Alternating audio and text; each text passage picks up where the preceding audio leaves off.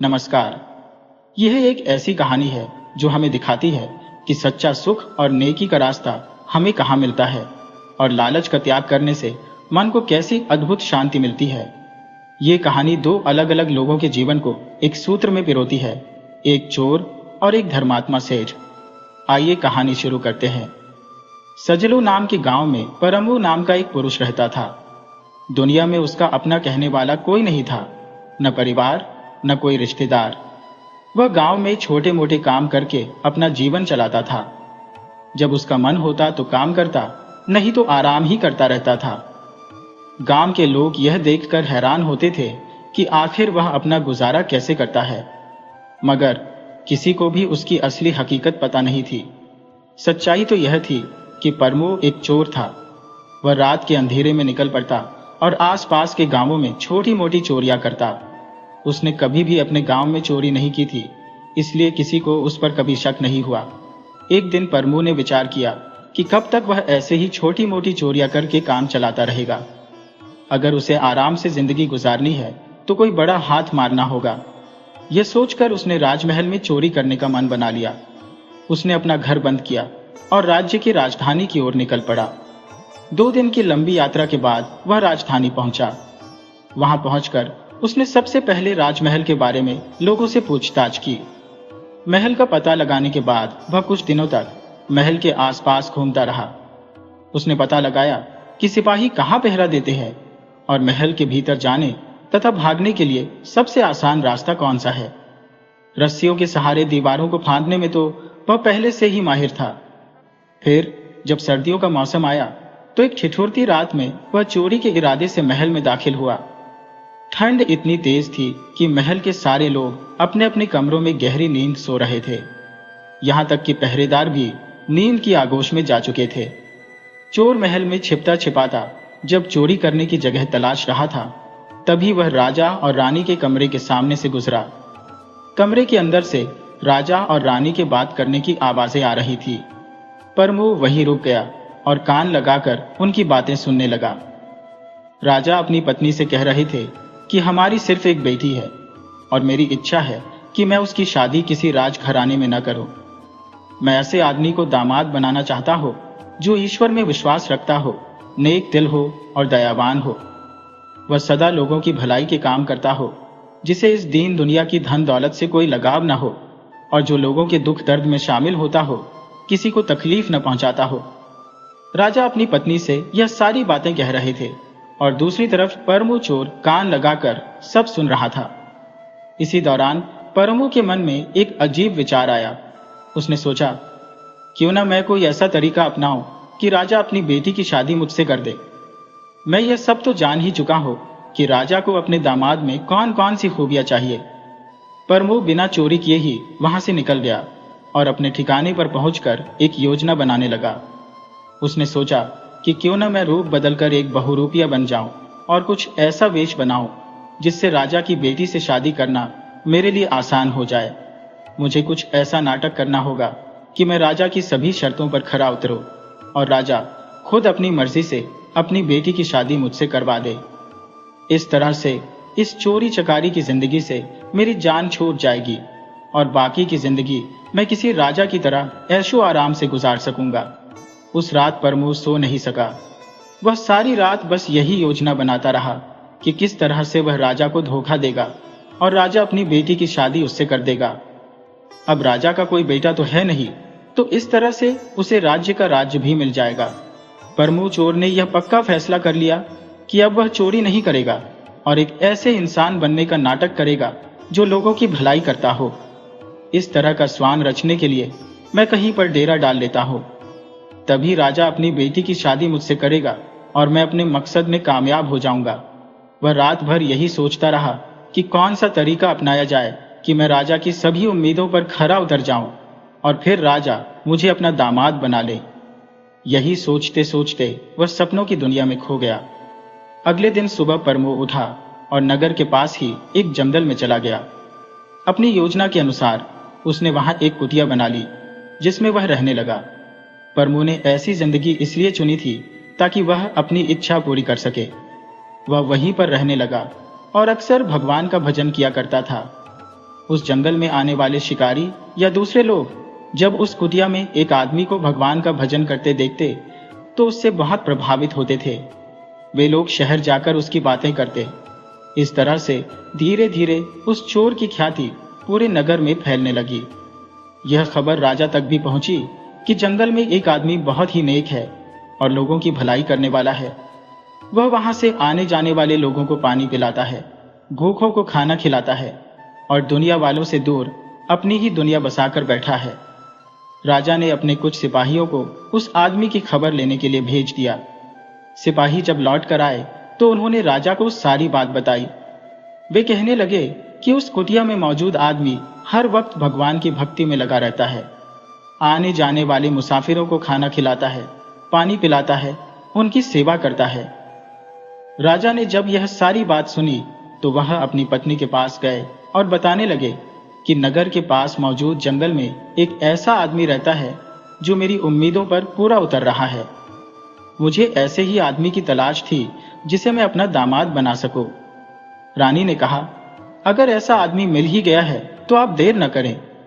कहीं ऐसा ना हो कि वह आदमी किसी दूसरी जगह चला जाए। आप यह सुनहरी मौका हाथ से न जाने दें। अपना संदेश जल्द से जल्द उस आदमी तक पहुंचा दें। अगले दिन राजा ने अपने मंत्री को बुलाया। अपनी इच्छा बताते हुए राजा ने कहा, मंत्री जी, मैं चाहता हूं कि मेरी बेटी की शादी किसी ऐसे आदमी से की जाए जो बहुत ही नेक और लोगों की भलाई करने वाला हो। वह ईश्वर की भक्ति करता हो और उसमें लोगों की सेवा करने की भावना भी हो, क्योंकि मेरे बाद मेरे राज्य की प्रजा की सेवा भी वही करेगा।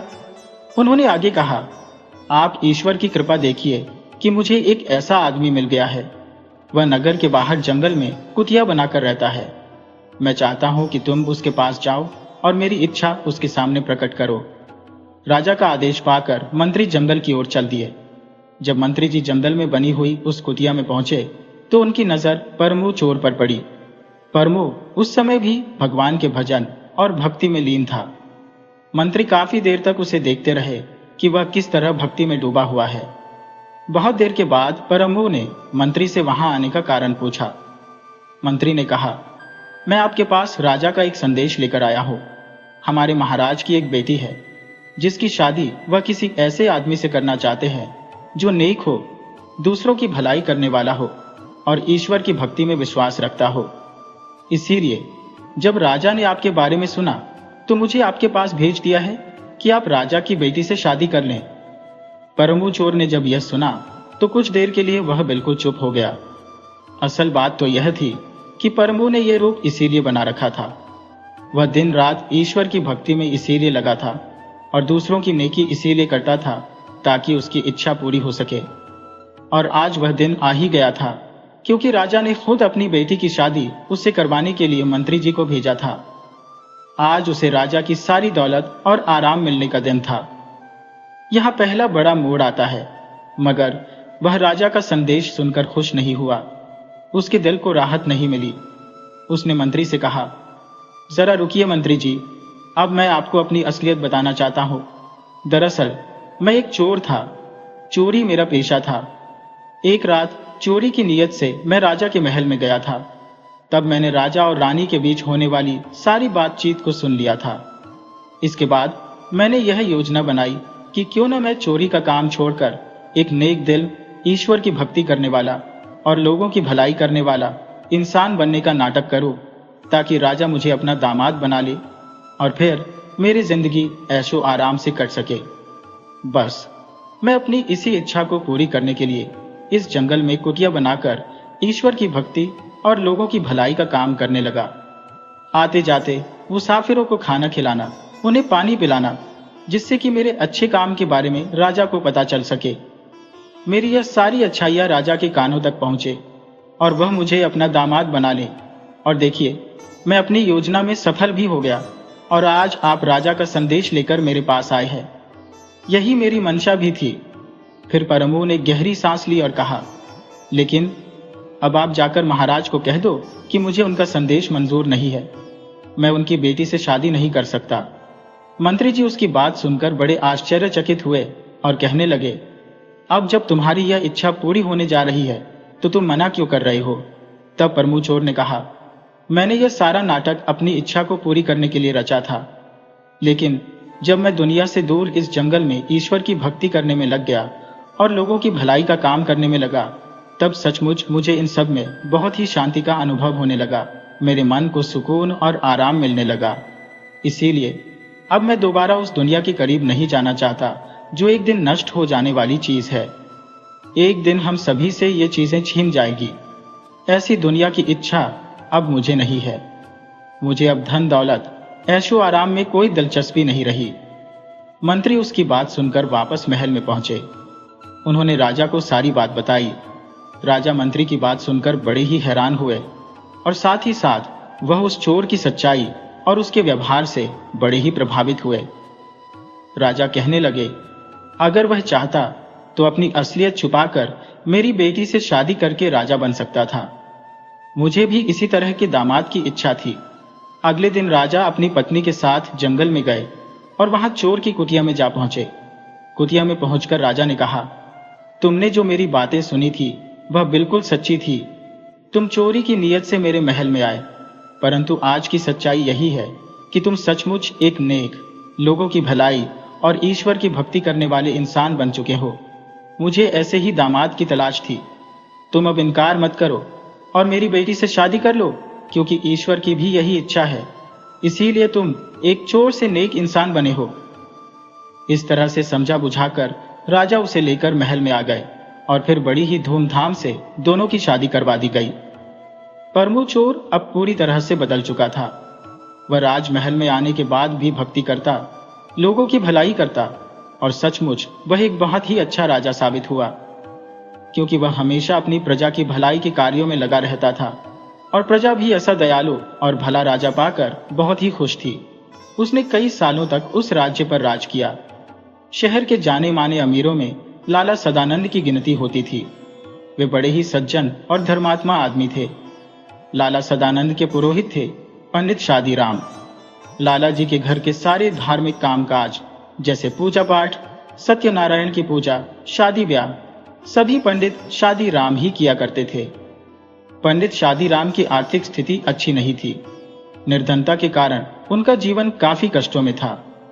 एक समय ऐसा भी आया जब पंडित शादीराम को अपने यजमान लाला सदानंद से 500 रुपये उधार लेने पड़े, परंतु कई साल बीत जाने के बाद भी वह यह ऋण उतार नहीं पाए। एक दिन पंडित शादीराम ने लंबी सांस भरी और सोचने लगे, क्या यह ऋण मेरे सिर से कभी नहीं उतरेगा? वे निर्धन थे, परंतु दिल के बुरे नहीं थे। वे चाहते थे कि चाहे जिस भी प्रकार हो अपने यजमान लाला सदानंद का रुपया अदा कर दें। उनके लिए एक एक पैसा जैसे मोहर के बराबर था। वे अपना पेट काट काट कर बचाते थे, परंतु जब 4 पैसे इकट्ठे हो जाते थे तो कोई न कोई ऐसा खर्च निकल आता कि सारा रुपया उड़ जाता। ऐसे समय में शादी राम के हृदय पर बछिया चल जाती थी। उनका हाल उस डूबते हुए मनुष्य जैसा होता था जो हाथ पैर मारकर किनारे तक पहुंचे और किनारा टूट जाए। ऐसे समय में उनकी दशा कैसी करुणाजनक और कैसी हृदय विदारक होती थी। वही अपनी किस्मत को गालियां देने लगते। इसी तरह से कई साल बीत गए। शादीराम ने पैसा पैसा बचाकर 180 रुपये जोड़ लिए। उन्होंने लाला सदानंद को 500 रुपये देने थे। इन 180 रुपयों की रकम से ऋण उतारने का समय नजदीक लगा, परंतु आशा ने उन्हें धोखा दे दिया। अचानक उनका छोटा बेटा बीमार हो गया और लगातार 4 महीने तक बीमार रहा। पैसा पैसा करके बचाए हुए रुपए दवा दारू में उड़ गए। पंडित शादीराम ने सिर पीट लिया। अब चारों ओर फिर से अंधकार था। उसमें प्रकाश की हल्की सी किरण भी दिखाई नहीं देती थी। उन्होंने ठंडी सांस भरी और सोचने लगे, क्या यह ऋण कभी सिर से उतरेगा नहीं? दूसरी तरफ लाला सदानंद अपने पुरोहित की व्यवस्था अच्छी तरह से जानते थे और वह नहीं चाहते थे कि पंडित जी उन्हें कभी रुपये देने का प्रयत्न भी करें। उन्हें इस रकम की रत्ती भर भी परवाह नहीं थी। उनके लिए यह रकम बहुत ही मामूली सी थी। इसीलिए उन्होंने कभी भी तकादा तक नहीं किया था, न कभी शादीराम से इस विषय की बात की। इस बात से वे इतना डरते थे मानो रुपए स्वयं उन्हीं को शादीराम को देने हो। परंतु शादीराम के हृदय में शांति न थी। वह अक्सर सोचा करते कि यह कैसे भले मानस है जो अपनी रकम के बारे में मुझसे बात तक नहीं करते। खैर, ये कुछ नहीं करते सो ठीक है, परंतु इसका मतलब यह थोड़े ही है कि मैं निश्चिंत हो जाऊं। उन्हें लाला सदानंद के सामने सिर उठाने का साहस न था। उन्हें ऋण के बोझ ने नीचे झुका दिया था। यदि लाला सदानंद ऐसी सज्जनता न दिखाते और शादी राम को बार बार तकादा करके तंग करते, तो उन्हें ऐसा मानसिक कष्ट कभी न होता। हम अत्याचार का सामना सिर उठाकर कर सकते हैं, परंतु भलमनसी के सामने आंखें नहीं उठती। एक दिन की बात है, लाला सदानंद किसी काम से पंडित शादी राम के घर गए और उनकी अलमारी में से 100 बंगला, हिंदी, अंग्रेजी आदि भाषाओं की मासिक पत्रिकाएं देखकर बोले, ये क्या है? पंडित शादी राम ने जवाब दिया, पुरानी पत्रिकाएं हैं। बड़े भाई को पढ़ने का शौक था, वे अक्सर मंगवाते रहते थे। जब तक जिंदा थे तो किसी को हाथ न लगाने देते थे, परंतु अब इन्हें कीड़े खा रहे हैं। लाला सदानंद ने पूछा, रद्दी में क्यों नहीं बेच देते? इनमें चित्र है। जब कभी बच्चे रोने लगते हैं तो एक साथ निकाल कर दे देता हूं, इससे उनके आंसू थम जाते हैं। पंडित शादी राम ने कहा। लाला सदानंद ने आगे बढ़कर कहा, 2-4 पर्चे और तो दिखाओ। पंडित शादी राम ने कुछ पर्चे और दिखाए। हर एक पर्चे में कई सुंदर सुंदर और रंगीन चित्र थे। लाला सदानंद कुछ देर तक उलट पुलट कर देखते रहे। अचानक उनके हृदय में एक विचित्र सा विचार उठा। वह चौंक कर बोले, पंडित जी कहिए, यह चित्र तो कला और सौंदर्य के अति उत्तम नमूने हैं। अगर किसी शौकीन आदमी को पसंद आ जाए तो 1000-2000 रुपए कमा लोगे। पंडित शादी राम ने एक ठंडी सांस भरी और कहा, ऐसे भाग्य होते तो यूं धक्के न खाता फिरता। लाला सदानंद बोले, एक काम करो, आज बैठकर इन पत्रिकाओं में जितनी अच्छी अच्छी तस्वीरें हैं उन सबको छांट कर अलग कर लो। बहुत अच्छा, जब यह कर चुको तो मुझे बता देना। आप क्या करेंगे? मैं इनका एल्बम बनवाऊंगा और तुम्हारी ओर से विज्ञापन दे दूंगा। संभव है यह विज्ञापन किसी अमीर और शौकीन आदमी के हाथ पड़ जाए और तुम 4 पैसे कमा सको। पंडित शादी राम को यह आशा न थी कि कोयल में हीरा मिल जाएगा। घोर निराशा ने आशा के द्वार चारों ओर से बंद कर दिए थे। वे उन अभागी मनुष्यों में से थे जो संसार में असफल और केवल असफल रहने के लिए ही उत्पन्न हुए थे। वे सोने को हाथ लगाते थे तो मिट्टी हो जाता था। उनकी ऐसी धारणा ही नहीं बल्कि पक्का विश्वास था कि यह प्रयत्न कभी सफल न होगा। परंतु लाला सदानंद के कहने पर वह दिन भर बैठकर तस्वीरें छांटते रहे। इस काम में न तो उनका मन था और न ही लगन, परंतु लाला सदानंद की बात को वह टाल नहीं सकते थे। शाम को देखा तो 100-200 एक से एक बढ़िया चित्र इकट्ठे हो गए। उस समय इन चित्रों को देखकर वे उछल पड़े। उनके मुख पर आनंद की आभा नृत्य करने लगी, जैसे फेल हो जाने का विश्वास करके अपनी किस्मत पर रो चुके विद्यार्थी को पास होने का तार मिल गया हो। उस समय वह कैसा प्रसन्न होता है, चारों ओर कैसी विस्मित और प्रफुल्लित दृष्टि से देखता है। यही अवस्था पंडित शादी राम की थी। वे उन चित्रों की ओर इस तरह से देखते थे मानो उनमें से प्रत्येक 10-10 रुपए का नोट हो। बच्चों को उधर देखने नहीं देते थे। वे सफलता के विचार से ऐसे प्रसन्न हो रहे थे जैसे सफलता प्राप्त ही हो चुकी हो, यद्यपि वह अभी कोसों दूर थी। लाला सदानंद की आशा उनके मस्तिष्क में निश्चय का रूप धारण कर चुकी थी।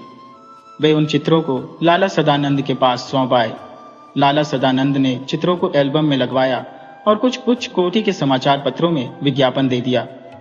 अब पंडित शादी राम हर समय डाकिये की प्रतीक्षा करते रहते थे। रोज सोचते थे कि आज कोई चिट्ठी आएगी।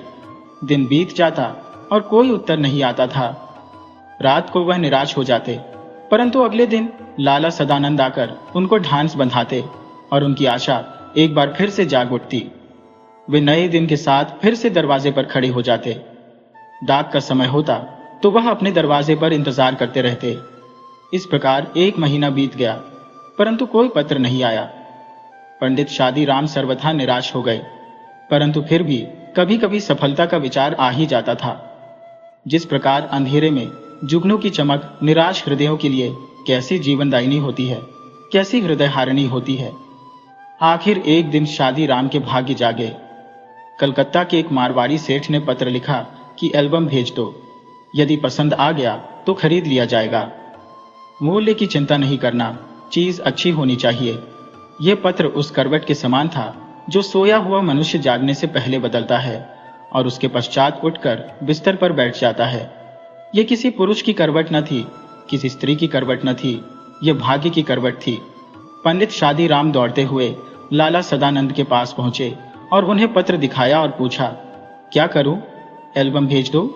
लाला सदानंद ने पत्र को अच्छी तरह से देखा और उत्तर दिया, रजिस्टर कराकर भेज दो। शौकीन आदमी है, खरीद लेगा। और मूल्य क्या बताऊं? लिख दो, 2000 रुपए से कम पर सौदा न होगा। जैसा लाला जी ने कहा, पंडित जी ने वैसा कर दिया। कुछ दिनों बाद उन्हें एक मनी ऑर्डर मिला। पंडित शादीराम के हाथ पैर कांपने लगे, परंतु हाथों पैरों से अधिक उनका हृदय कांप रहा था।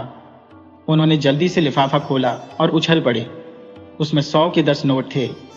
पहले उनके भाग्य ने करवट ली थी, अब वह पूर्ण रूप से जाग गया था। तभी पंडित शादीराम सोचने लगे, अगर 2000 रुपए लिखे होते तो शायद उतने ही मिलते। इस विचार ने उनकी प्रसन्नता को किरकिरी कर दिया।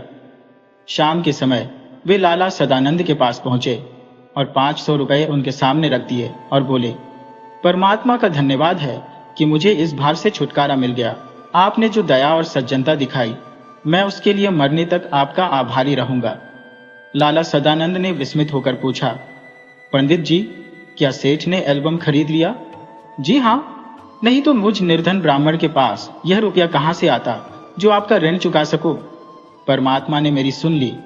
लाला जी बोले, मैं पहले भी कहना चाहता था, परंतु कहते हुए हिचकचाता था कि आपके हृदय को ठेस न पहुंचे।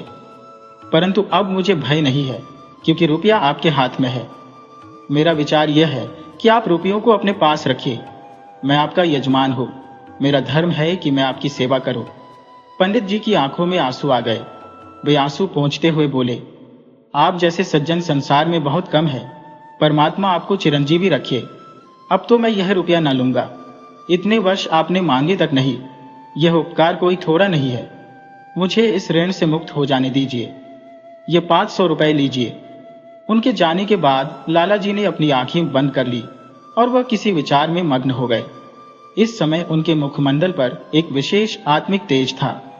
अब आता है दूसरा बड़ा और भावनात्मक मोड़। इस घटना को 6 मास बीत चुके थे। एक दिन लाला सदानंद बीमार पड़ गए। ऐसे बीमार पड़े जैसे वह अपनी पूरी जिंदगी में नहीं हुए थे। पंडित शादीराम उनके लिए दिन रात माला फेरा करते थे। वे वैद्य न थे, डॉक्टर न थे, वे ब्राह्मण थे और उनकी औषधि माला फेरना थी। और यह काम वे पूरी आत्मा और पूरी शक्ति से, अपने मन की पूरी श्रद्धा से करते थे। उन्हें औषधि की अपेक्षा आशीर्वाद और प्रार्थना पर अधिक भरोसा था। एक दिन लाला सदानंद चारपाई पर लेटे थे। उनके पास उनकी बूढ़ी माँ उनके दुर्लभ और पीले मुख को देख देख कर अपनी आंखों के आंसू अंदर ही अंदर पी रही थी। थोड़ी दूरी पर एक कोने में उनकी पत्नी खड़ी थी और देख रही थी कि ऐसा कोई काम तो नहीं जो रह गया हो। पास ही बैठकर पंडित शादीराम रोगी को भगवत गीता सुना रहे थे। अचानक लाला सदानंद बेहोश हो गए। पंडित जी ने गीता छोड़ दी और उठकर उनके सिरहाने बैठ गए। उनकी पत्नी गर्म दूध लेने के लिए बाहर को दौड़ी और माँ अपने बेटे को घबराकर आवाज देने लगी। इसी समय पंडित जी को लाला जी के सिरहाने के नीचे कोई कड़ी सी चीज चुभती हुई सी जान पड़ी। उन्होंने नीचे हाथ डालकर देखा तो उनके आश्चर्य की सीमा न रही। वह सख्त चीज वही एल्बम थी जिसे किसी सेठ ने नहीं, बल्कि स्वयं लाला सदानंद ने ही खरीद लिया था। पंडित शादीराम इस विचार से बहुत ही प्रसन्न थे कि उन्होंने सदानंद का ऋण उतार दिया है, परंतु यह जानकर उनके हृदय पर चोट सी लगी कि ऋण उतरा नहीं था, बल्कि पहले से दोगुना हो गया था। उन्होंने अपने बेसुध यजमान के पास बैठे बैठे एक ठंडी सांस भरी और सोचने लगे, क्या यह ऋण कभी नहीं उतरेगा? कुछ देर बाद लाला सदानंद को होश आया। उन्होंने पंडित जी से एल्बम छीन ली और कहा, यह एल्बम सेठ साहब से अब मैंने मंगवा लिया है। पंडित जी जानते थे कि यजमान जी झूठ बोल रहे हैं, परंतु वे उन्हें पहले की अपेक्षा अधिक सज्जन, अधिक उपकारी और अधिक ऊंचा समझने लगे थे। इस घटना के बाद से पंडित जी के हृदय में अपने यजमान के प्रति इज्जत सम्मान पहले से भी कई गुना बढ़ गया था। छोटी सी सीख, जीवन की असली दौलत सोने चांदी में नहीं, बल्कि मन की शांति और दूसरों के प्रति हमारी निस्वार्थ भलाई में छिपी है। प्रमुचोर ने यह सच्चाई जानी और लाला सदानंद ने अपनी भलमनसी से इस रिश्ते को और गहरा किया।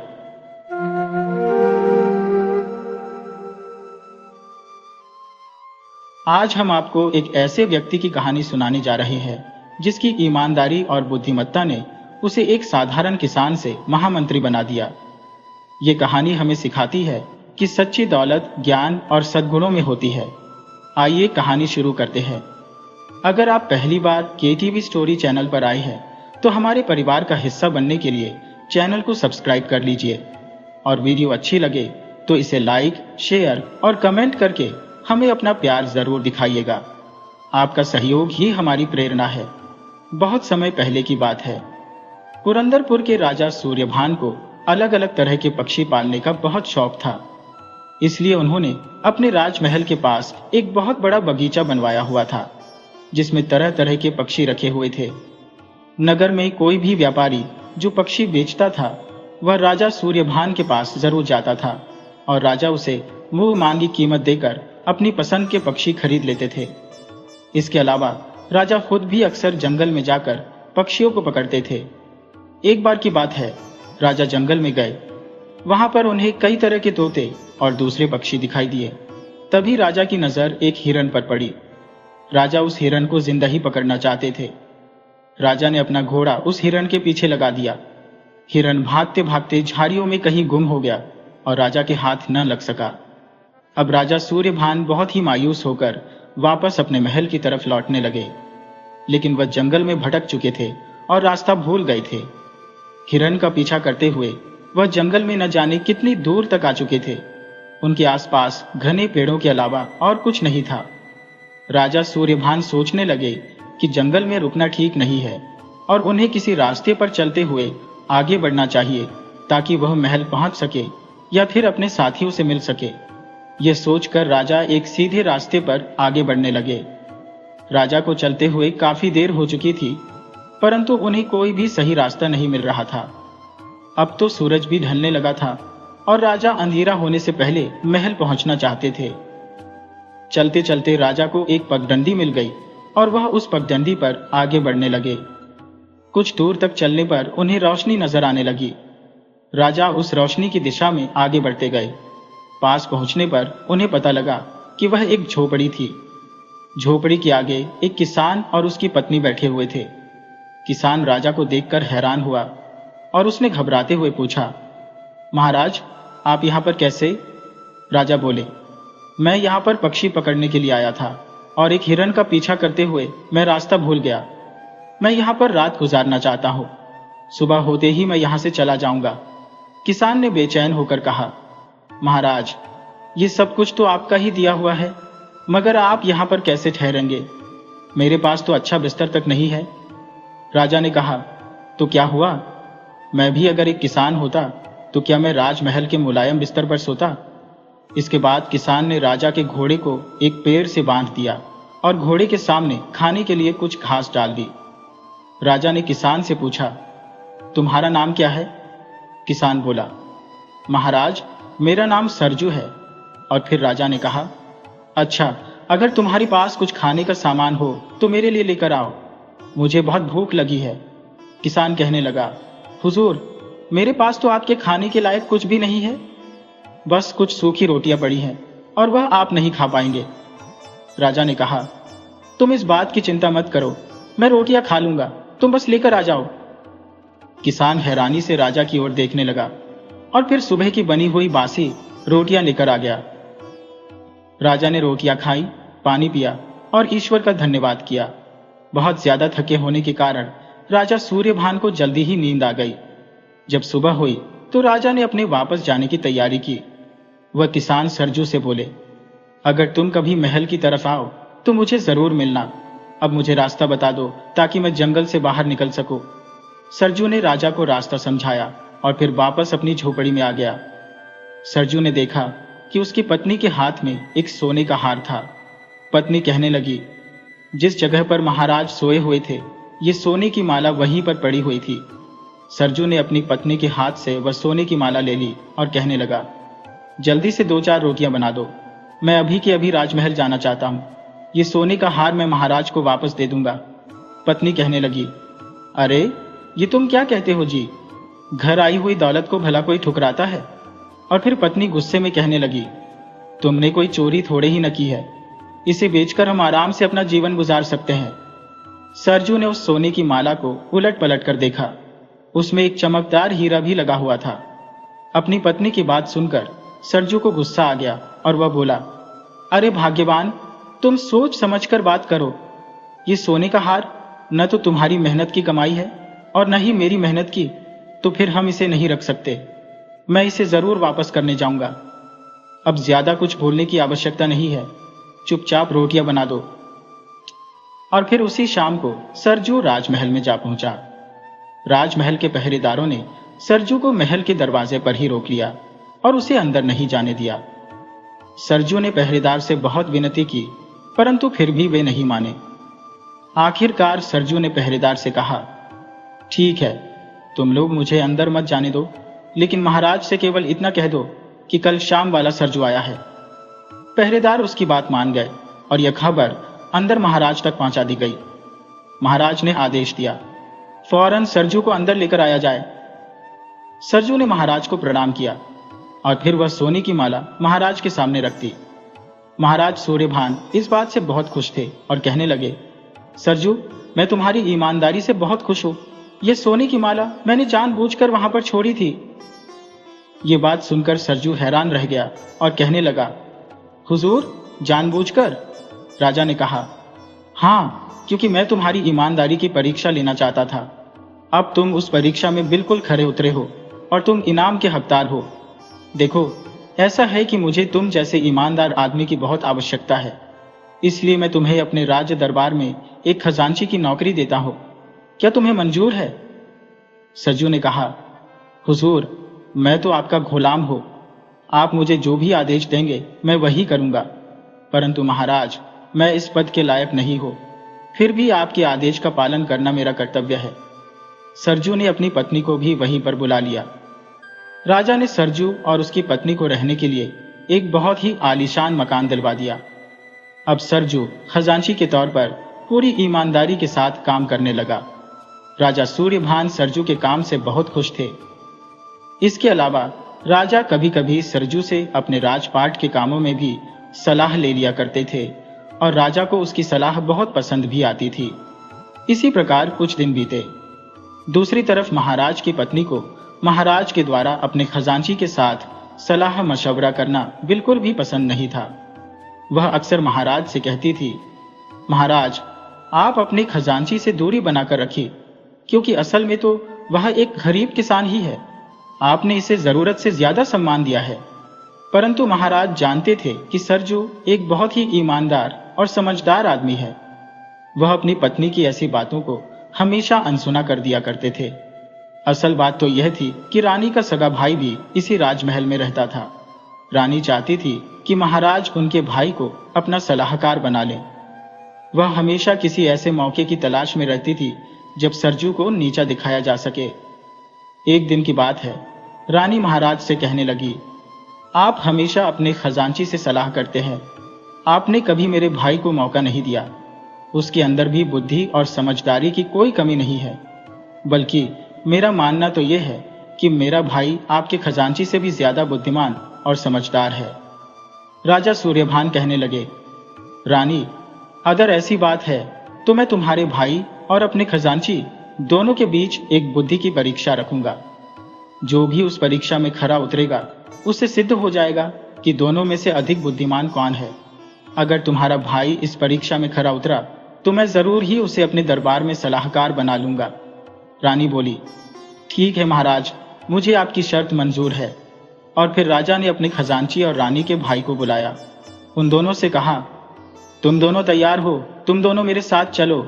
राजा अपने खजांची और रानी के भाई को लेकर महल से कुछ दूर जा पहुंचे, जहां पर एक खुले मैदान में मिट्टी का एक बड़ा सा ढेर लगा हुआ था। राजा ने रानी के भाई सुदर्शन से कहा, सुदर्शन, तुम यह बड़ा सा मिट्टी का ढेर देख रहे हो ना? तुम्हें इस मिट्टी के ढेर को सोने में बदलना होगा। तुम्हारे पास 20 दिन का समय है। इतना कहकर महाराज वहां से चले गए और फिर वह अपने खजांची को लेकर एक दूसरी जगह पर जा पहुंचे। वहां पर भी एक खुले मैदान में वैसा ही मिट्टी का बड़ा सा ढेर लगा हुआ था। राजा ने अपने खजांची सरजू से कहा कि आपको भी इस मिट्टी के ढेर को सोने में बदलना है और आपके पास इस काम के लिए सिर्फ 20 दिन का समय है। इस दौरान राजा की पत्नी भी उन्हीं के साथ थी और फिर राजा रानी दोनों वापस महल में आ गए। अब वे दोनों अगले 20 दिन बीतने का इंतजार करने लगे। इस अवधि के दौरान रानी का भाई सुदर्शन यह सोच सोचकर बहुत परेशान था कि मिट्टी के ढेर को सोने में कैसे बदला जाए। आखिर में उसे लगा कि शायद राजा का यह कहना था कि इस मिट्टी के ढेर के नीचे कोई खजाना दबा हुआ है। यह सोचकर वह मिट्टी के ढेर को हटाने लगा और उस जगह को खोदने लगा, परंतु उसे कोई फायदा न हुआ। वहां पर खुदाई करने के बाद भी उसे कोई सोना नहीं मिला और वह थक हार कर बैठ गया। अब 20 दिन का समय पूरा हो चुका था। राजा और रानी दोनों ने यह फैसला किया कि अब उन्हें जाकर देखना चाहिए कि उनकी दी गई परीक्षा में कौन खरा उतरा। राजा रानी सबसे पहले उस जगह पर जा पहुंचे जहां पर रानी का भाई सुदर्शन था। वहां पहुंचने पर दोनों ने देखा कि मिट्टी का ढेर वैसे का वैसा ही लगा हुआ था और रानी का भाई सिर पर हाथ रखे हुए एक तरफ बैठा था। ये देखकर राजा रानी दोनों को बहुत हैरानी हुई। इसके बाद वे दोनों उस जगह पर जा पहुंचे जहां पर खजांची सरजू को काम दिया गया था। जब राजा रानी वहां पर पहुंचे तो उन्होंने देखा कि वह मिट्टी का बड़ा सा ढेर वहां पर मौजूद नहीं था, बल्कि उसकी जगह पर कई मिट्टी के बर्तन मौजूद थे, जैसे घड़ा, सुराही, मटका वगैरह वगैरह। खजांची राजा को देखते ही उनके पास आया और कहने लगा, महाराज की जय हो। महाराज, यह जो सामान आप देख रहे हैं वह मैंने इसी मिट्टी के ढेर से बनाया है। मैंने कई कुम्हारों को इस काम पर लगाया और यह सब तैयार करवाया है। अब सारा सामान बनकर तैयार है। मैं इन्हें बाजार में बेचकर सोने की अशर्फियां इकट्ठी कर सकता हूं। बस आपके आदेश की प्रतीक्षा है।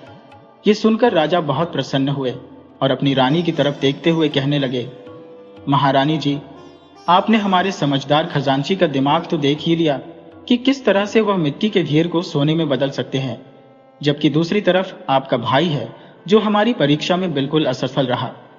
अब आप ही यह बताइए कि खजांची के साथ हमारा सलाह मशवरा करना गलत है।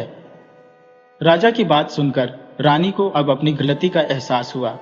उसने कहा, महाराज, आपने जो भी फैसला किया है वह बिल्कुल सही है।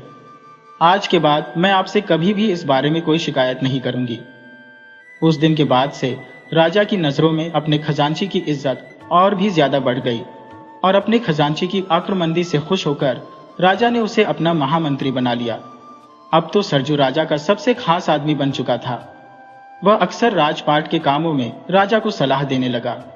जब भी राजा के दरबार में कोई फरियादी अपनी समस्या लेकर आता तो राजा अपने महामंत्री से उसके बारे में विचार जरूर करता था।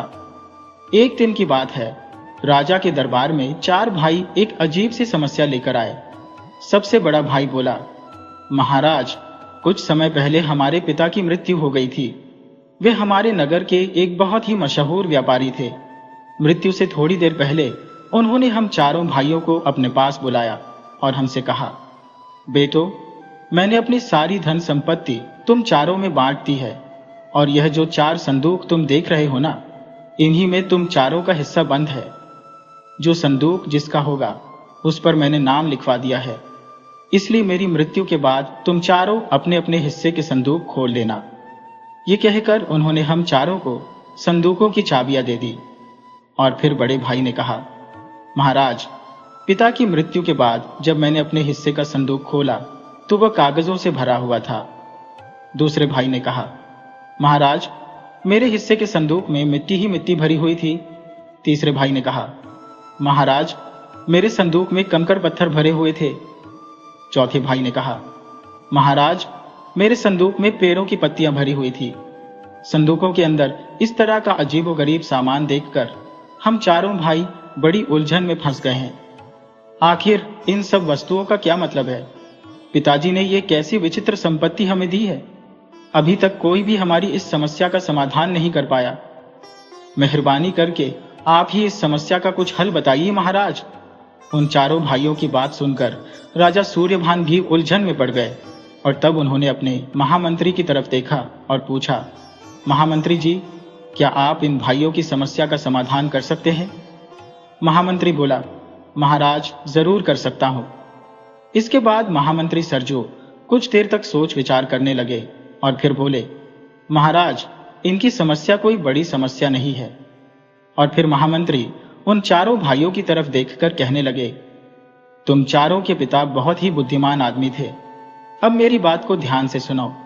तुम्हारे पिता ने संपत्ति का बंटवारा इस प्रकार से किया है, जिस भाई को कागजों से भरा हुआ संदूक मिला है, उस बेटे पर पिता ने अपने व्यापार के लेन देन को संभालने की जिम्मेदारी डाली है। मिट्टी से भरे हुए संदूक का मतलब है कि उस संदूक के मालिक को उन्होंने अपनी पूरी जमीन का भार सौंपा है। ईंट पत्थर वाला संदूक जिसे मिला है वह अपने पिता के मकान का स्वामी होगा, और पत्तियों वाले संदूक का मतलब है कि उन्होंने अपने बेटे को अपने बाग बगीचों का मालिक बनाया है। मंत्री की बात सुनकर बड़ा भाई बोला, हुजूर, हमें नहीं पता था कि पिताजी ने इन संदूकों के जरिए हम चारों भाइयों को आपस में किस प्रकार से अपनी धन संपत्ति बांटी है, मगर आपने बहुत ही अच्छे ढंग से हम भाइयों की समस्या का समाधान किया है। सचमुच आपके न्याय और आपकी अक्लमंदी की कोई बराबरी नहीं कर सकता। महामंत्री बोला, अब तुम चारों भाइयों को चाहिए कि अपने पिता की इच्छा के अनुसार अपने जीवन को चलाओ और आपस में मिलजुल कर रहो। चारों भाई मंत्री के इस न्याय से संतुष्ट होकर वापस चले गए। एक बार फिर से महामंत्री ने अपनी बुद्धि से राजा का दिल जीत लिया। कुछ समय ऐसे ही बीता तो राजा सूर्यभान के दरबार में नगर के कुछ नागरिक अपनी फरियाद लेकर आए। महाराज, इन दिनों बड़ी ही तेजी से महंगाई बढ़ रही है। तेल, घी और बाकी सभी चीजों के दाम बहुत ही ज्यादा बढ़ गए हैं। इस समस्या से निपटने के लिए क्या किया जाए? हमें तो लगता है महाराज कि नगर के व्यापारियों ने सामान की जमाखोरी कर ली है, जिसकी वजह से राज्य में बहुत ही महंगाई बढ़ गई है। कोई तो उपाय कीजिए महाराज, ताकि प्रजा को इस महंगाई से छुटकारा मिल सके। राजा सूर्यभान ने अपने सभी दरबारियों और मंत्रियों से इस बारे में सलाह मांगी। एक ने कहा, महाराज, हमें जगह जगह पर एक साथ छापे मारने चाहिए। तो दूसरा दरबारी बोला, महाराज, जमाखोर व्यापारियों के साथ सखाती करनी चाहिए और उन्हें सजा दी जानी चाहिए।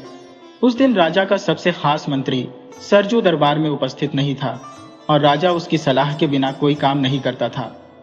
तो उसने फरियादियों से कहा, आप सभी मुझे 2 दिन का समय दीजिए। 2 दिन के बाद आप मुझसे फिर से मिलें। इसके बाद शाम के समय राजा अपने महामंत्री सरजू के पास गए और उन्हें अपनी समस्या के बारे में बताया। सरजू ने महाराज को इस समस्या को निपटाने के लिए एक योजना बताई, जिसे सुनकर राजा सूर्यभान बहुत खुश हुए। अगले दिन की बात है। नगर के लोग क्या देखते हैं कि नगर की सड़कों पर ऊंट गाड़ी, बैलगाड़ी और खच्चरों के काफिले चले आ रहे थे। नगर के लोग और व्यापारी सोचने लगे कि शायद किसी दूसरे राज्य के व्यापारी जो कि बहुत सा सामान लेकर आए हैं। पुरंदरपुर के एक व्यापारी ने उस काफिले के एक आदमी से पूछा, क्या माल है भाई तुम्हारे पास? उस आदमी ने जवाब दिया, मैं घी लेकर आया हूं। इस काफिले के दूसरे आदमी ने कहा, मेरे पास खाने का तेल है और गुड़ है। यह खबर सुनकर तो पुरंदरपुर के व्यापारियों में हड़कंप मच गया। उसी रात को पुरंदरपुर के सभी व्यापारी एक जगह पर इकट्ठा हुए और आपस में बातें करने लगे। एक ने कहा, यह दूसरे नगर के व्यापारी तो बहुत सारा माल लेकर हमारे नगर में आ गए हैं। अब हमारा क्या होगा? हमने जो गोदाम में माल रखा हुआ है, हम अब उसे ऊंची कीमतों पर कैसे बेच पाएंगे? दूसरा व्यापारी बोला, इस समस्या से निपटने का बस एक ही उपाय है। सामान की कीमतों को पहले की तरह कम करना होगा, तभी हम अपने जमा किए हुए माल को बिना घाटे के बाजार में बेच पाएंगे। बाकी के व्यापारी भी कहने लगे, हाँ हाँ, अब तो यही उपाय बचा है। 2 दिन के बाद राजा सूर्यभान के दरबार में नगर के वही नागरिक पहुंचे जो महंगाई होने की फरियाद लेकर आए थे। राजा ने उनसे पूछा, बताइए, व्यापारियों ने कीमतें कुछ कम की या नहीं? फरियादी कहने लगे, महाराज, इन 2 दिनों में तो बड़ी अनहोनी हो गई। नगर के सारे व्यापारियों ने कीमतें घटा दी। और तब उनमें से एक आदमी बोला, महाराज, इसका सारा श्रेय दूसरे नगर से आए हुए उन व्यापारियों को जाता है जो 2 दिन पहले ही अलग अलग तरह का माल बेचने के लिए हमारे नगर में आए थे। राजा ने कहा, वे लोग व्यापारी नहीं थे, बल्कि हमारे सैनिक थे जो भेष बदलकर व्यापारी बन गए थे।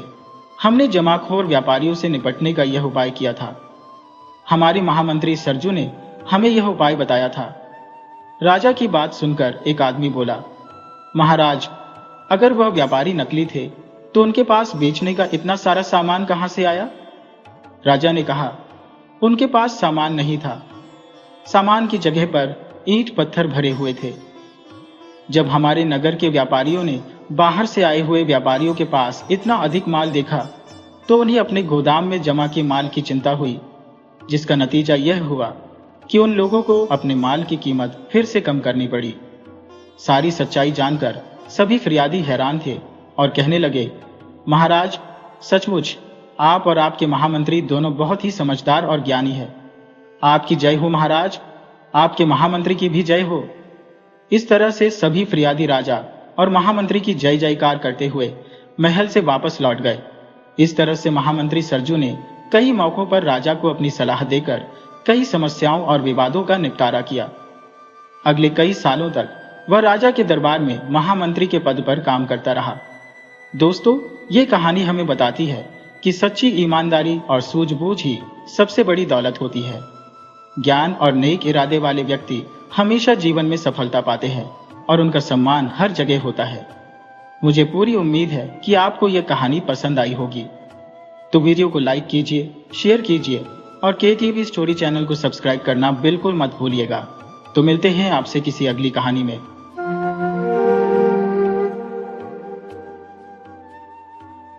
रघु एक सीधा साधा मगर मेहनत मजदूरी से गुजर बसर करने वाला नाविक था, जो केशव नगर राज्य के एक छोटे से गांव में रहता था।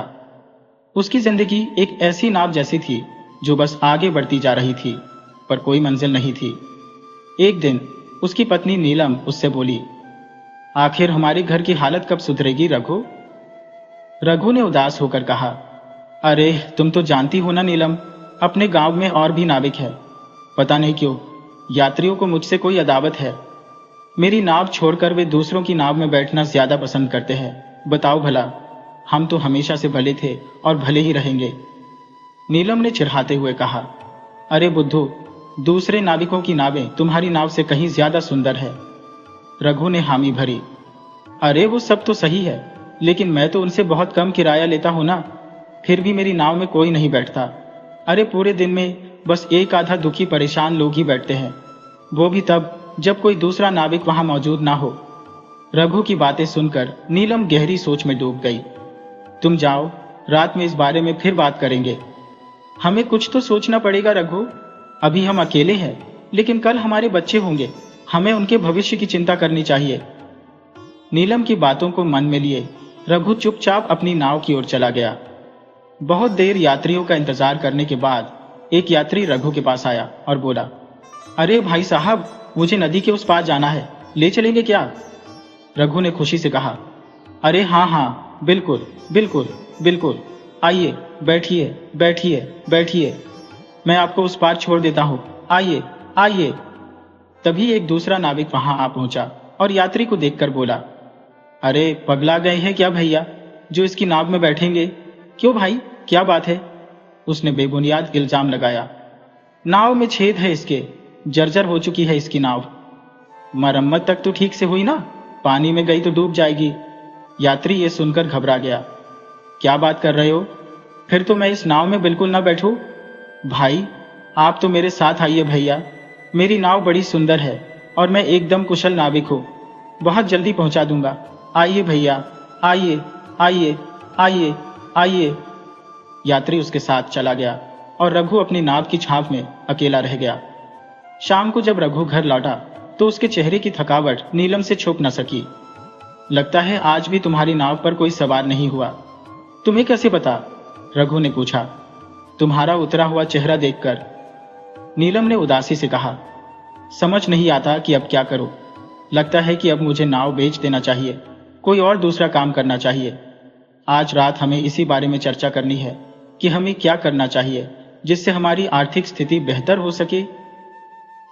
अभी नीलम की बात पूरी भी नहीं हुई थी कि बाहर से एक आवाज आई, क्षमा करना, मैंने तुम्हारी बात सुन ली है।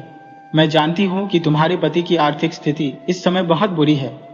उस बेचारे की नाव पर कोई नहीं बैठता। नीलम ने पूछा, तो फिर काकी आप ही कुछ बताइए ना। मैं तो सोच सोच कर परेशान हो जाती हूं कि जब मेरी कोई संतान होगी तो हम उसका पालन पोषण कैसे करेंगे। जमुना काकी ने प्यार से कहा, नीलम तुम शायद भूल रही हो कि तुम्हारी माँ दूसरे गांव की थी। मैं उन्हें बहुत अच्छी तरह से जानती हूँ। वह अपने गांव की सबसे बड़ी वैद्य थी। तुम्हें भी जड़ी बूटियों का बहुत अच्छा ज्ञान है। हमारे गांव में अगर कोई नहीं है तो वह है कोई कुशल वैद्य। मुझे लगता है कि तुम जड़ी बूटियों से लोगों का इलाज क्यों नहीं शुरू करती। नीलम की आंखों में चमक लौट आई और उसके होठों पर मुस्कान खिल उठी। इतनी सी बात मेरे दिमाग में अब तक क्यों नहीं आई? जमुना काकी ने समझाया। वह इस वजह से कि जब मनुष्य का मन परेशान होता है तब उसके दिमाग में नए विचार आना बहुत मुश्किल हो जाता है। इसलिए कहा जाता है, जब मन विचलित हो तब धैर्य रखो और शांत रहो। शांत रहने से और धैर्य रखने से किसी भी समस्या का समाधान आराम से निकल जाता है। जमुना काकी यह कहकर धीरे धीरे बाहर निकल गईं। अंदर नीलम और रघु एक नई उम्मीद से भर उठे। जमुना काकी ने बहुत अच्छा उपाय बताया है। नदी के उस पार जो जंगल है वहां पर बहुत अच्छी अच्छी जड़ी बूटियां होती हैं। कल से तुम मुझे अपनी नाव से छोड़ दिया करना। रघु ने खुशी से कहा। अरे वाह, ये तो बहुत ही अच्छी बात है। देखो, दिन में मुझे कम से कम 4-5 सवारियां तो मिल जाती हैं। इससे मेरी भी आमदनी हो जाती है। और तुम्हें जड़ी बूटियों का ज्ञान है तो तुम ताजी ताजी जड़ी बूटियां तोड़कर लाओगी और गांव वालों का इलाज करोगी तो तुम्हारी भी आमदनी होगी। यानी हम दोनों की मिलाकर दुगनी आमदनी हो जाएगी। अगले दिन रघु ने अपनी पत्नी को नाव में बैठाया ही था कि एक नाविक वहां आ पहुंचा। क्यों रघु, क्या हो गया? अपनी पत्नी के साथ गांव छोड़कर जा रही हो क्या? रघु ने जवाब दिया।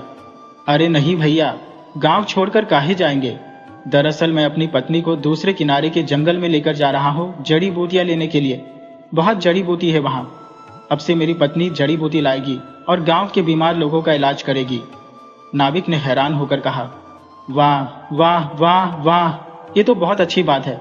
चलो, कम से कम तुम्हारी आमदनी बढ़ जाएगी। नाविक चला गया। रघु और नीलम नदी पार कर जंगल की ओर बढ़ गए। जंगल में नीलम की आंखों ने प्रकृति को एक नई नजर से देखा। उसने कुछ जड़ी बूटियां तोड़ी और रघु के साथ घर लौट आई। उस दिन से नीलम ने जड़ी बूटियों से गांव के बीमार लोगों का इलाज शुरू कर दिया। रघु अब रोज अपनी नाव में बैठकर नीलम को जंगल के उस पार छोड़ आता और शाम को लेने भी जाता। एक दिन एक बूढ़ी औरत अपने बीमार पति को लेकर नीलम के पास आकर बोली, इन्हें कुछ दिन से बहुत तेज खांसी हो रही है। मैंने सुना है कि तुम उन लोगों का इलाज बहुत कम दाम में करती हो जिनके पास ज्यादा धन नहीं होता। नीलम ने कहा, आपने बिल्कुल सही सुना। तभी जमुना काकी वहां आ पहुंची। तुम बिल्कुल सही जगह आई हो। तुम्हारे पति कुछ दिनों से बीमार है। मैं तुमसे कहने ही वाली थी कि नीलम को एक बार दिखा दो। इसकी जड़ी बूटियों में चमत्कार है। न जाने कितने बीमार लोग ठीक हो गए हैं। नीलम मुस्कुराई और कुछ जड़ी बूटियां पीसकर बूढ़ी औरत को दे दी। इसे शाम को सोने से पहले अपने पति को खिला देना। देखना, सुबह तक उनकी खांसी ठीक हो जाएगी। बूढ़ी औरत ने आशीर्वाद दिया। भगवान तुम्हारा भला करे बेटी। बूढ़ी औरत उठने लगी तो जमुना काकी भी खड़ी हो गई। तुम इन्हें अकेले घर तक कैसे ले जाओगी? चलो, मैं सहारा देती हूं। बूढ़ी औरत ने कहा। जमुना, इस गांव में आपसे बड़ी औरत कोई नहीं, सबकी मदद करती हो। जमुना काकी ने जवाब दिया। मुझे दूसरों की सहायता करने में मन को बड़ी शांति मिलती है। अगले दिन नीलम रघु के साथ जंगल जाने की तैयारी कर रही थी। तभी गांव का मुखिया कुछ लोगों के साथ उसके दरवाजे पर पहुंच गया। मुखिया जी, आप इतनी भीड़ के साथ क्यों आए हैं? मुखिया ने तंज कसा। बोल तो ऐसे रही हो जैसे तुम्हें कुछ पता ही नहीं। नीलम ने मासूमियत से कहा। मैं आपकी बात नहीं समझी। मुखिया ने कहा, कल तुमने इस बूढ़ी औरत के पति को कुछ जड़ी बूटियां दी थी ना? नीलम ने जवाब दिया। हाँ, उन्हें मामूली खांसी थी, अब तक ठीक हो गई होगी। मुखिया ने जर उगला। हाँ, ठीक तो हो गए, पर हमेशा के लिए।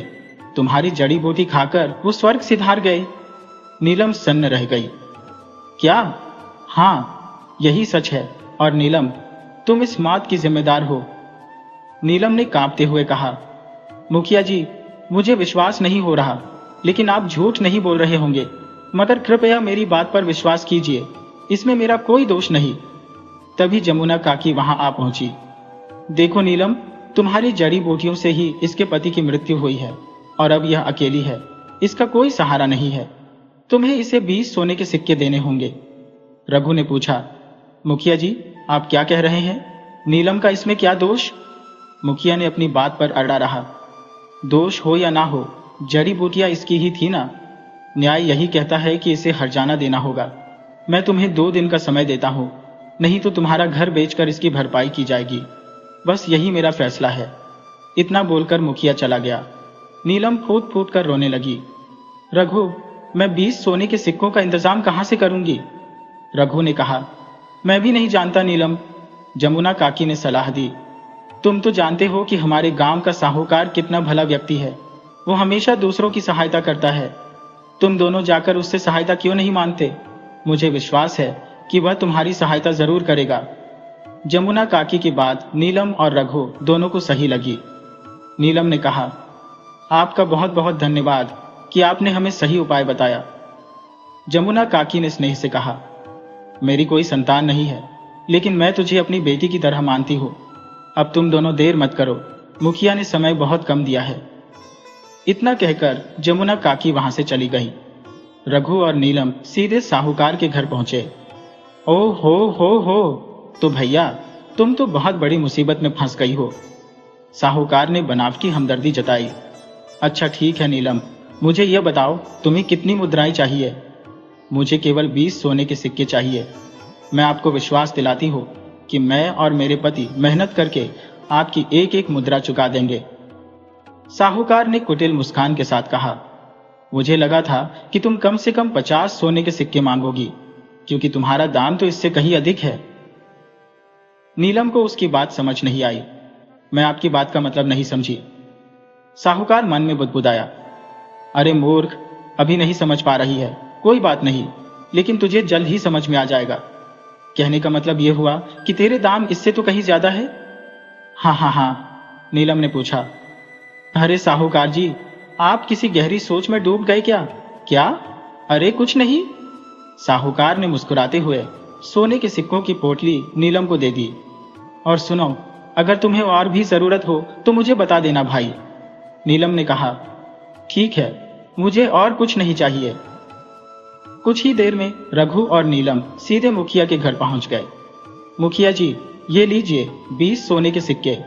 मुखिया ने हैरानी से पूछा, ओह, तुमने इतनी जल्दी ये 20 सोने के सिक्कों का इंतजाम कैसे कर लिया?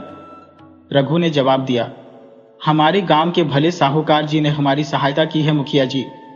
मुखिया ने मुंह बनाकर कहा, हाँ, जब जब गांव में मुसीबत आती है तो साहूकार ही सहायता करता है। हर गांव में साहूकार जैसा व्यक्ति होना ही चाहिए। रघु और नीलम चुपचाप वहां से निकल गए। अगली सुबह नीलम सुबह जल्दी उठी और रघु से कहा, आज मैं जंगल की गहराई तक जाऊंगी। जब से मेरी जड़ी बूटी खाकर उस बूढ़े व्यक्ति की मौत हुई है, तब से मैं सचेत हो गई हूं। अब मैं जंगल की गहराई में जाकर अच्छी जड़ी बूटियां तोड़ूंगी और इनका कुशलता से परीक्षण करूंगी। इसलिए तुम अब आराम से आना, हो सकता है मुझे शाम हो जाए।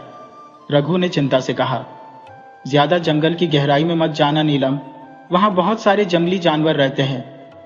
कुछ देर बाद दोनों नाव में बैठे। रघु नीलम को नदी के उस पार छोड़ता है। चलो, हमेशा की तरह मैं शाम से पहले तुम्हारे पास आ जाऊंगा, ठीक है ना? रघु के जाने के बाद नीलम कुछ दूर तक चली और जड़ी बूटियों की जांच करने लगी। तभी उसके कानों में सरसराहट की आवाज पड़ी। कौन है वहां? जैसे ही वह पीछे मुड़ी, सामने एक नकाबपोश व्यक्ति खड़ा था। तुम कौन हो? नकाबपोश ने कहा। इस बात का पता तुम्हें कुछ देर में चल जाएगा। इतना कहकर नकाबपोश ने नीलम पर कुछ फेंका। नीलम को होश नहीं रहा। कुछ देर बाद उसे ऐसा महसूस हुआ जैसे वह किसी तांगे में हो और तांगा तेजी से चल रहा हो। जब उसकी आंख खुली, वह एक वीरान हवेली में थी। सामने 2 औरतें जमीन पर बैठी थी। मैं कहाँ हूं? एक औरत ने जवाब दिया, तुम्हारा अपहरण किया गया है, ठीक वैसे ही जैसे हमारा हुआ था। नीलम ने पूछा, मगर मेरा क्यों? दूसरी औरत ने कहा, यह तो हमें नहीं पता। तभी हवेली का दरवाजा खुला। साहूकार अंदर आया और उसके साथ एक व्यापारी था। तुम तो वही साहूकार हो जिसने मुझे 20 सोने के सिक्के दिए थे। साहूकार ने कुटिलता से हंसते हुए कहा, बिल्कुल सही पहचाना। अरे भैया, मैंने तो तभी कहा था तुम्हारी कीमत 20 सोने के सिक्कों से कहीं अधिक है। नीलम ने गुस्से से कहा, क्या बकवास कर रहे हो? साहूकार ने कहा, मैंने तो तुम्हें तभी इशारा कर दिया था अब तुम नहीं समझी तो मैं क्या करूं? साहूकार व्यापारी से मुखातिब हुआ।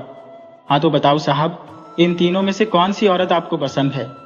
व्यापारी ने नीलम की ओर इशारा करते हुए कहा, ये औरत सुंदर है, मैं इसे खरीदना चाहता हूं।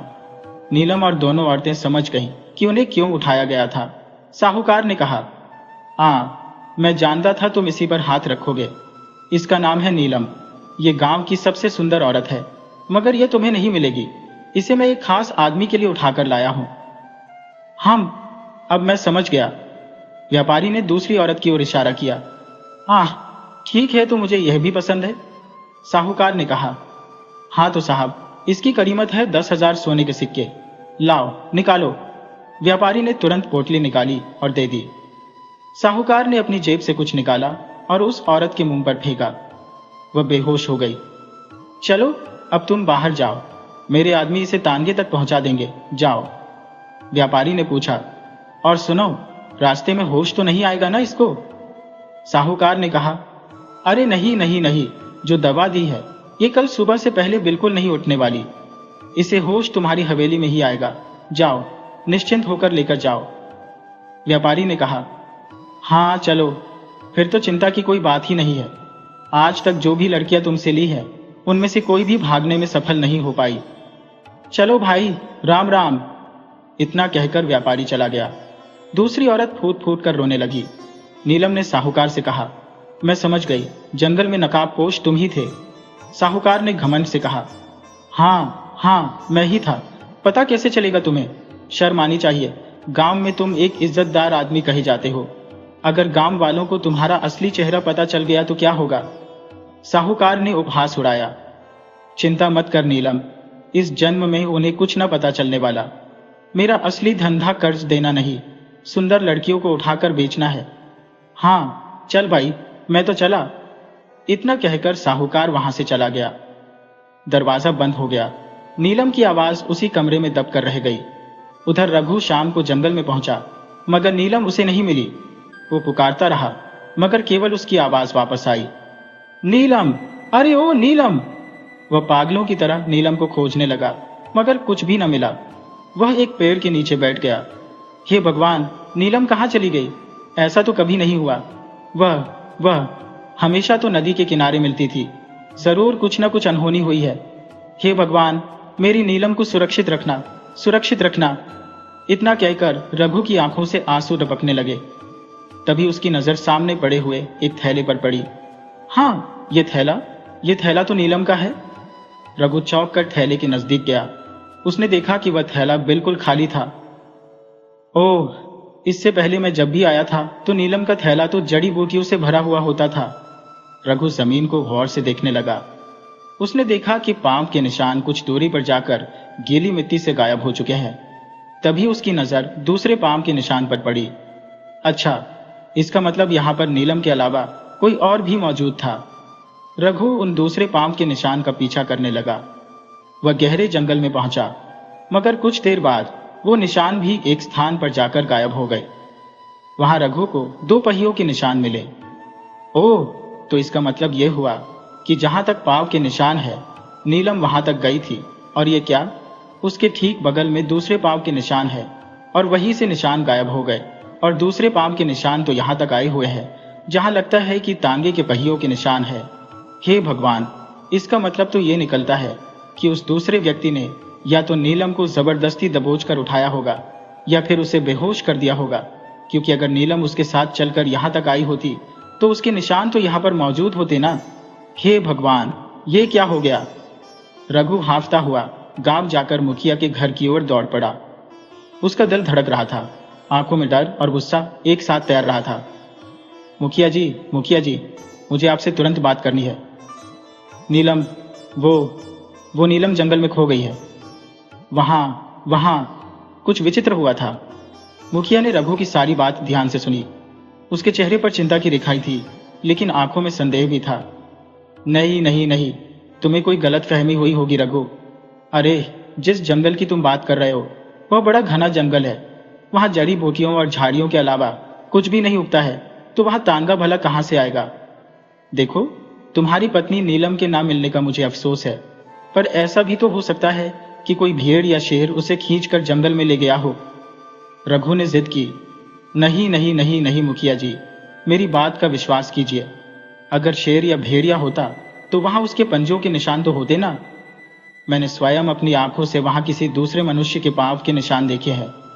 मुखिया जी, आप एक काम करिए, मेरे साथ चलकर देखिए ना। मेरा मन कह रहा है कि नीलम के साथ कुछ बहुत बुरा हुआ है। चलिए ना मुखिया जी, चलिए। मुखिया कुछ देर सोचता रहा और अंततः सिर हिलाकर हामी भर दी। हाँ ठीक है, चलो।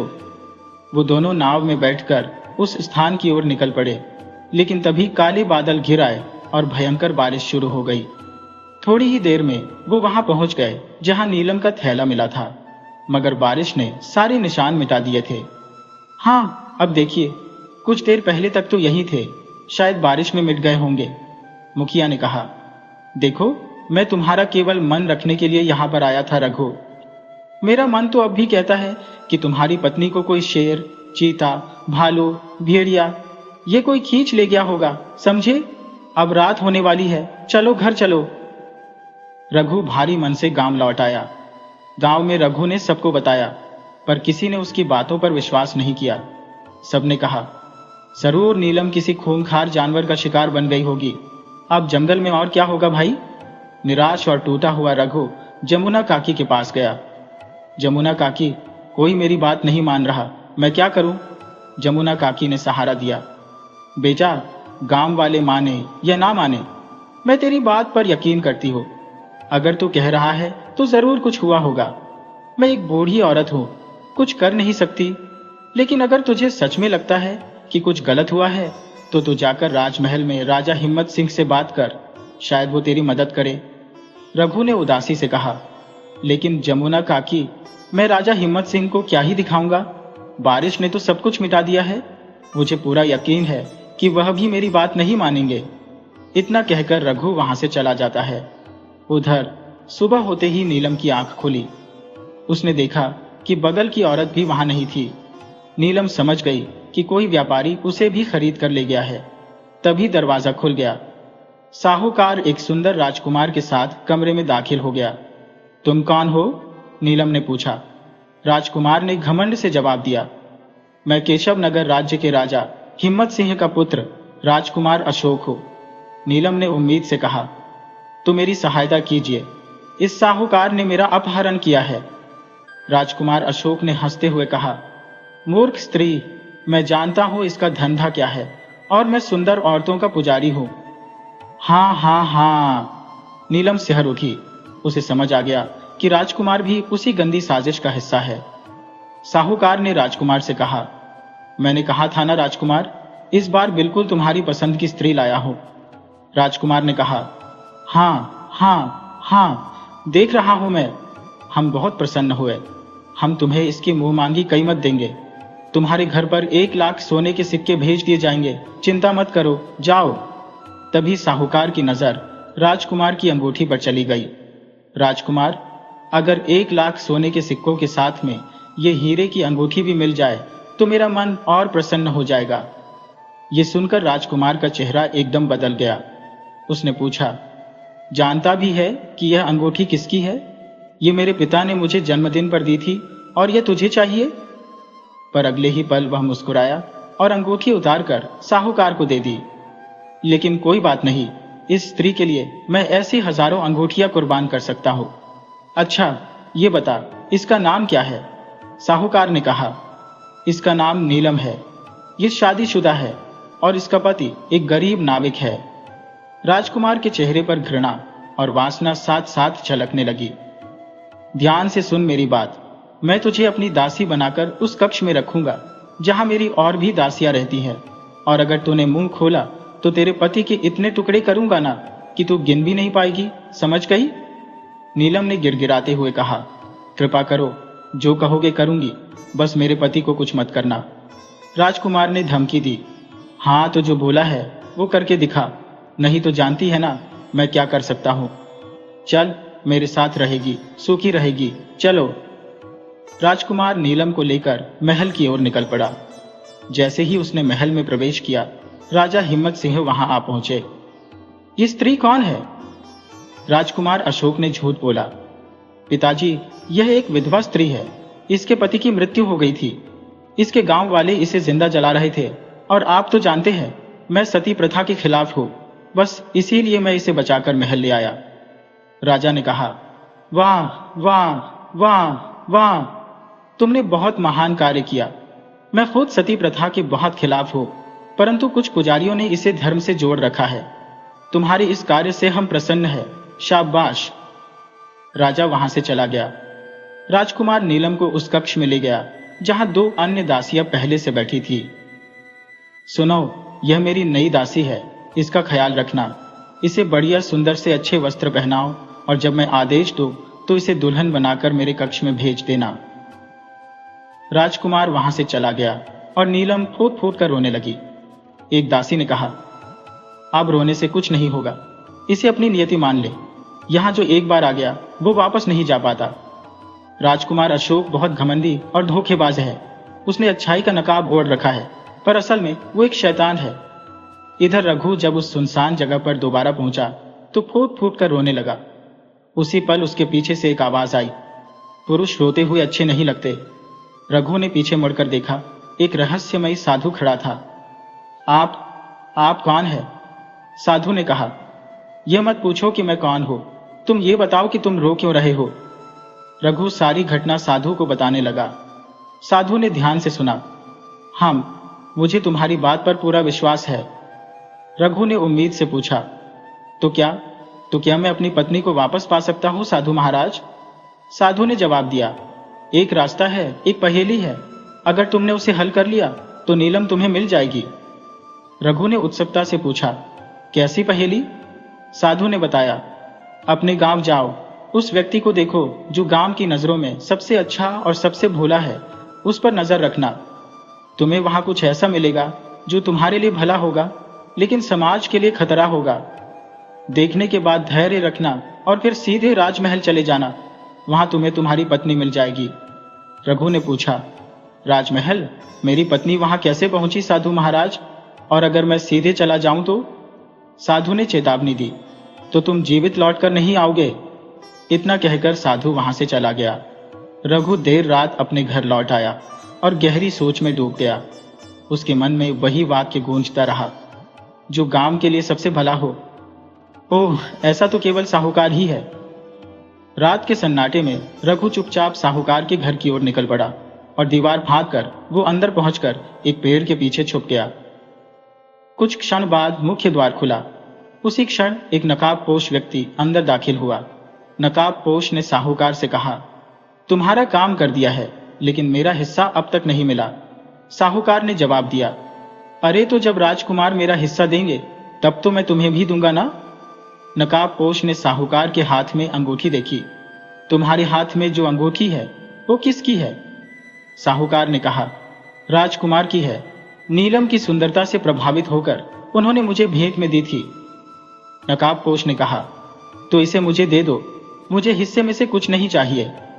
साहूकार ने इनकार किया, यह अंगूठी मैं नहीं दूंगा, ये मुझे बहुत पसंद है, मैंने खास तौर पर उनसे मांगी थी। नकाबपोश ने धमकी दी, अगर मैंने तुम्हारा रहस्य खोल दिया तो क्या होगा जानते हो? साहूकार डर गया और कांपते हाथों से अंगूठी उसे सौंप दी। नकाबपोश चला गया। दबे पांव रघु उस नकाबपोश के पीछे हो लिया। वह व्यक्ति एक साधारण से घर में घुसा। रघु ने जब घर को देखा तो अबाक रह गया। हाँ नहीं, ये तो। रघु भी घर में दाखिल हो गया। नकाबपोश ने नकाब हटाया और रघु को अपनी आंखों पर विश्वास नहीं हुआ। वो सच्चाई थी, नंगी और चुभती हुई। अंगूठी रखकर नकाबपोश चला गया। रघु ने अंगूठी उठाई और राजमहल की ओर दौड़ पड़ा। दरबार में उस समय राजा हिम्मत सिंह टहल रहे थे। दरवाजा खुला और रघु प्रवेश कर गया। कौन हो तुम और इतनी रात गए हमारे दरबार में क्या कर रहे हो? रघु ने हाथ जोड़कर कहा, महाराज, मैं एक फरियादी हूं। न्याय की उम्मीद लेकर आपके दरबार में आया हूं। कृपया करके मेरे साथ न्याय कीजिए महाराज। राजा ने कहा, हम अपनी प्रजा के साथ हमेशा ही न्याय करते हैं, इसीलिए तो दरबार सबके लिए खुला है। बताओ, क्या अन्याय हुआ है तुम्हारे साथ? रघु ने कहा, महाराज, मेरी पत्नी को मुझसे छीन लिया गया है। वह इस समय आपके ही महल में है और जबरन लाई गई है। राजा हिम्मत सिंह एक क्षण के लिए ठिठक गए। उनके चेहरे पर गहरा आश्चर्य था। ये क्या बकवास कर रहे हो तुम? रघु ने कहा। महाराज, ये बकवास नहीं है। अगर आपको विश्वास नहीं होता तो आप अपने पुत्र राजकुमार अशोक को बुलाइए। वही मेरी पत्नी को खरीद के लेकर आए हैं। राजा ने गुस्से से कहा, हमारा पुत्र ऐसा घिनौना कार्य हरगिज नहीं कर सकता। तुमने ऐसा बोला भी कैसे? रघु ने समझाया, महाराज, अक्सर राजाओं की औलादें जमीनी सच्चाई से दूर हो जाती हैं, यही सोचकर कि उनके पिता राजा हैं। राजा ने कहा, ठीक है, और याद रखना, अगर तुम्हारी बात झूठ निकली तो तुम जानते हो कि तुम्हारा अंजाम क्या होगा। बताओ, तुम्हारी पत्नी कैसी दिखती है? रघु ने अपनी पत्नी का चेहरा, उसकी आंखें, उसका चेहरा पूरी ईमानदारी से वर्णित किया। तभी हिम्मत सिंह को कुछ याद आया। ओह, ऐसी ही एक स्त्री को तो राजकुमार अशोक लेकर आया था, लेकिन उसने कहा था कि वह तो विधवा है। राजा ने तुरंत अपने सेवकों को राजकुमार अशोक को बुलाने का आदेश दिया। राजकुमार अशोक अपने पिता से बोला, पिताजी, आप मानते हैं कि मैं इतना नीच कार्य कर सकता हूं? राजा ने कहा, मन तो नहीं मान रहा अशोक, लेकिन आरोप गंभीर है। जाओ, चुपचाप जाकर उस स्त्री को बुलवाओ जिसे तुम लेकर आए थे। कुछ ही देर में नीलम को दरबार में लाया गया। रघु उसे देखते ही पहचान गया। राजा ने नीलम से कहा, नीलम, सच बोलना, डरना बिल्कुल मत। अगर हमारा पुत्र दोषी हुआ तो उसे भी वही सजा मिलेगी जो एक अपराधी को मिलती है। बताओ। नीलम ने डरते हुए कहा, नहीं महाराज, मैं इस व्यक्ति को नहीं जानती। रघु हैरान होकर चिल्लाया, नीलम, नीलम, देखो देखो, तुम डरो मत। क्या हो गया है तुम्हें? बोलो ना, बोलो, तुम मेरी पत्नी हो, बोलो। राजा ने कहा, तुम झूठे साबित हुए, तुम्हें दंड मिलेगा। तभी रघु मुस्कुराया, महाराज, क्या आपने अपने पुत्र से पूछा कि वो अंगूठी कहाँ है जो आपने उसे जन्मदिन पर दी थी? राजा हिम्मत सिंह की नजर राजकुमार की उंगली पर गई जहां अंगूठी नहीं थी। मेरे दिए हुए अंगूठी कहाँ है राजकुमार? राजकुमार ने हकलाते हुए कहा, वो तो मैंने एक गरीब को दान कर दी। पिताजी, आप तो जानते ही हैं कि मैं कितना बड़ा दानी हूँ। रघु ने अंगूठी दिखाते हुए कहा, अच्छा, तो फिर यह अंगूठी मेरे पास कैसे आई? क्या आपने मुझे दान की थी? राजकुमार अशोक कांप उठा। उसकी सच्चाई अब खुलने वाली थी। राजा ने कठोरता से कहा, सच बोलो अशोक, अब तुमसे तुम्हारा पिता नहीं, एक राजा बात कर रहा है। सच बताओ। राजकुमार ने घुटनों पर गिरकर सब कुछ उगल दिया। महाराज, इसने मुझे धमकाया था, कहा था कि मेरे पति को मार देगा। मुझे साहूकार से खरीद कर लाया गया है। वो साहूकार औरतों का व्यापार करता है।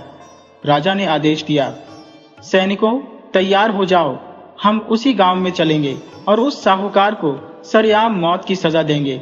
और राजकुमार अशोक अब यह अपराधी है, इन्हें भी घसीट कर लेकर चलो। कुछ ही देर में वो सब गांव पहुंच गए। साहूकार को सैनिकों ने पकड़कर राजा के सामने कर दिया।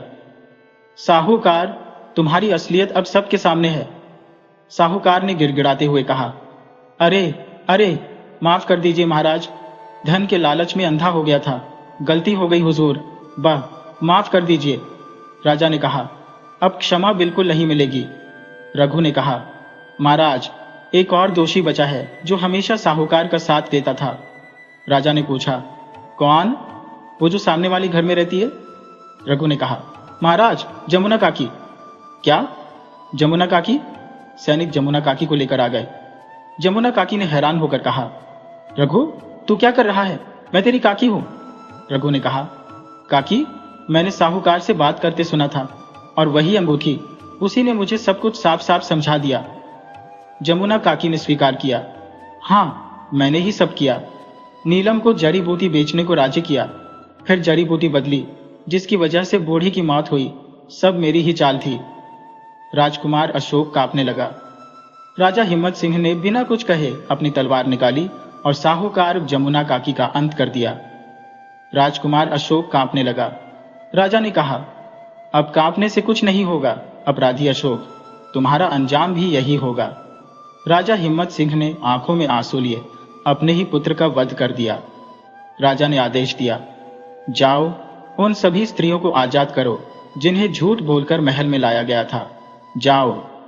ये कहानी दिखाती है कि कैसे रघु ने हर मुश्किल का सामना किया और अपनी सूझबूझ से सच्चाई का पता लगाया।